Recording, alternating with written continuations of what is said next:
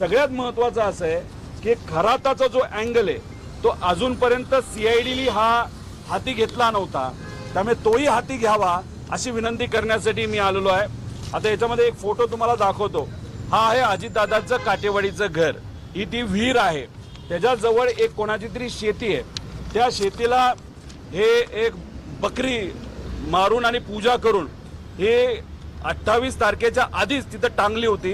आता फक्त हाडं आणि काही थोड्या प्रमाणात मांस हे तिथं आहे।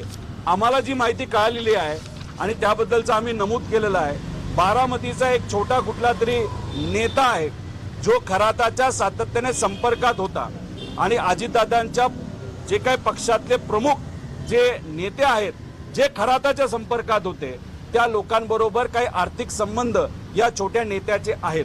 काटेवाडी हे जे घर आहे त्या घराचे जे काही आपल्याला पगार द्यावे लागतात, पेमेंट करावे लागतात, त्याच्यामध्ये हा छोटा नेता कुठेतरी इन्व्हॉल्ड आहे असं आम्हाला कळतंय। आणि ह्या सगळ्या पूजा एक काटेवाडीच्या घराच्या बाहेरची आणि तिथं सहयोग नावाचं घर आहे त्याच्या बाहेरची पूजा या छोट्या नेत्याच्या माध्यमातून केली असं आम्हाला कळतंय।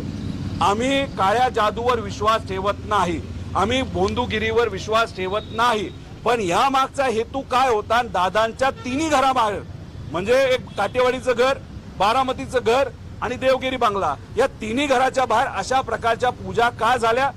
मग खराताच्या अकाउंटमध्ये 27, 28 आणि 29 जानेवारीला उलाढाल का वाढली?